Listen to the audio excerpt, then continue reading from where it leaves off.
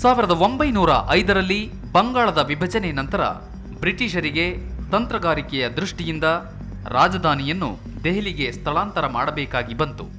ಹೀಗಾಗಿ ಬ್ರಿಟಿಷರ summer capital ಸಿಮ್ಲಾಗೆ ಹತ್ತಿರವಿದ್ದ ದೆಹಲಿಯನ್ನೇ ರಾಜಧಾನಿಯಾಗಿ ಆಯ್ದುಕೊಂಡ್ರು.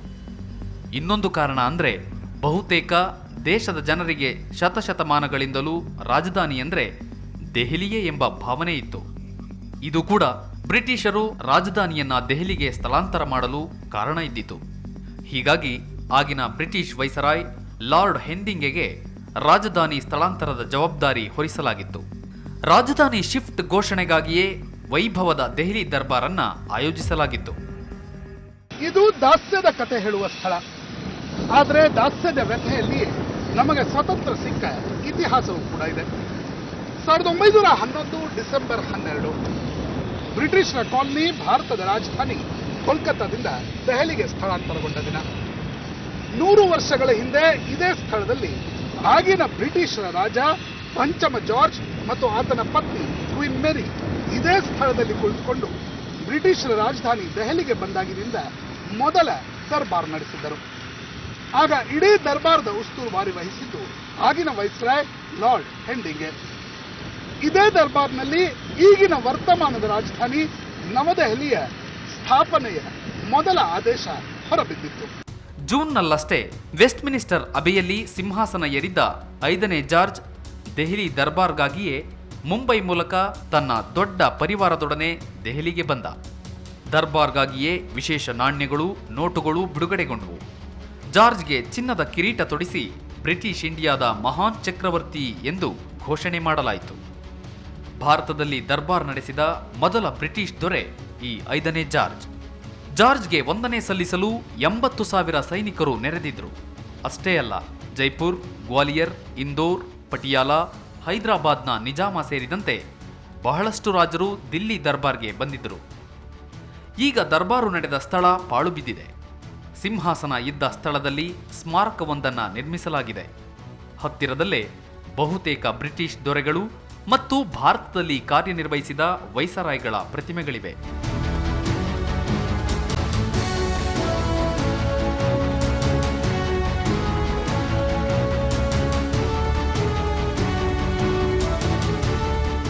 हमारे यहाँ जो बड़े बूढ़े पूर्वज हैं वो इनके ब्रिटिश के साथ यहाँ काम करा करते थे. जब मैं बहुत छोटा था वो कहानियाँ बताते थे यहाँ की, ठीक है, यहाँ की कहानियाँ बताते थे. और यहाँ बड़े बड़े हाथी घोड़े वगैरह आते थे, दरबार लगा करता था, मूर्तियाँ थी. आजकल यहाँ पे कोई देखने नहीं आता, सिर्फ फॉरेनर लोग आते थे यहाँ पे देखने, ठीक है, यहाँ फॉरेनर आते थे. अब यहाँ काम चालू हो रहा है, अब यहाँ काम चालू हो रहा है और आगे पता नहीं क्या होगा. अब देखते हैं क्या होता है यहाँ पर. आपके दादाजी क्या बोलते थे आपको?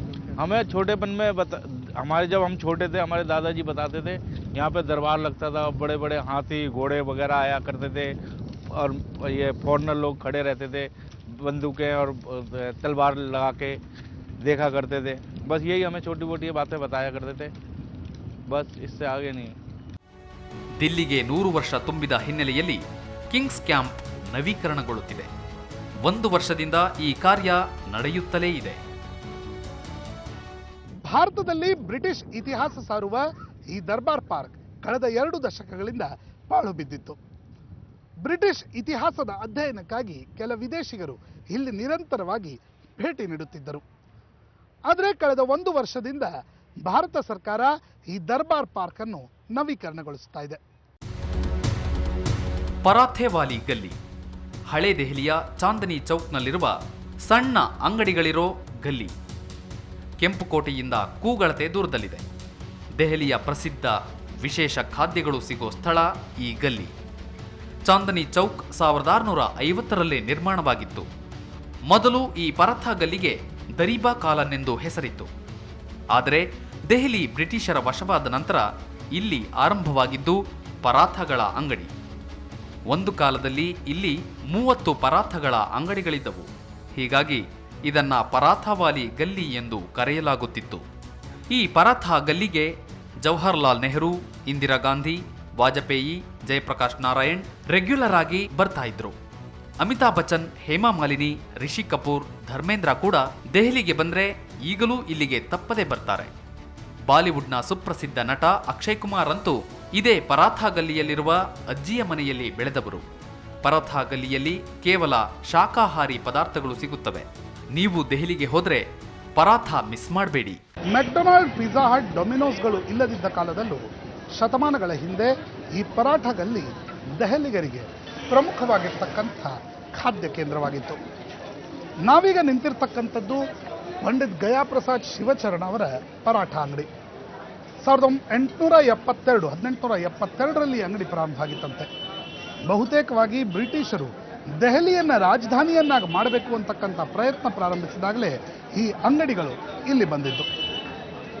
ನಾವೀಗ ನೋಡ್ಬೋದು, ಇಲ್ಲಿ 40 ಪ್ರಕಾರದ ಪರಾಠಗಳು ಸಿಗ್ತವೆ. ಬೆಂಗಳೂರಿನಲ್ಲಿ ಬಹುಶಃ 2-3 ಪ್ರಕಾರದ ಪರಾಠಗಳು ಸಿಕ್ಕರೆ ಇಲ್ಲಿ ನೋಡಿ, ಆಲೂ, ದಾಲ್, ಮೆಥಿ, ಗೋಬಿ, ಮೂಲಿ, ಮಟರ್, ಪಾಪಡ್, ಪರತ್ ಅಂದರೆ ಲೇಯರ್, ಗಾಜರ್, ಮಿಕ್ಸ್, ಪನೀರ್, ಪುದೀನಾ, ನಿಂಬು, ರೋಲ್, ಮಿರ್ಚಿ, ಮೇವಾ, ಕಾಜು, ಕಿಶ್ಮಿಶ್, ಬಾದಾಮ್, ರಬ್ಡಿ, ಖುರ್ಚನ್ ಅಂದರೆ ಹಾಲಿಂದು, ಕೇಲ, ಕರೇಲಾ ಅಂದರೆ ಹಾಗಲಕಾಯಿ, ಭಿಂಡಿ, ಟಮಾಟರ್, ಹೀಗೆ 40 ಪ್ರಕಾರದ ಪರಾಠಗಳು ಇಲ್ಲಿ ಸಿಗುತ್ತವೆ. ನಾವೆಲ್ಲ ಕಡೆಗೂ ನೋಡ್ತೀವಿ ಪರಾಠವನ್ನು ರೋಸ್ಟ್ ಮಾಡಲಾಗತ್ತೆ, ಆದರೆ ಇಲ್ಲಿ ಮಾತ್ರ ಪರಾಠವನ್ನು ಡೀಪ್ ಫ್ರೈ ಮಾಡಲಾಗತ್ತೆ. ಒಟ್ಟಾರೆ ಈ ರೀತಿಯಾಗಿರ್ತಕ್ಕಂಥ ಒಂದು ಪರಾಠ ಗಲ್ಲಿ ಪ್ರಾಯಶಃ ದೆಹಲಿಯಲ್ಲಿ ಬಂದವರೆಲ್ಲ ಈ ಪರಾಠ ಗಲ್ಲಿಗೆ ಭೇಟಿ ನೀಡ್ತಾರೆ.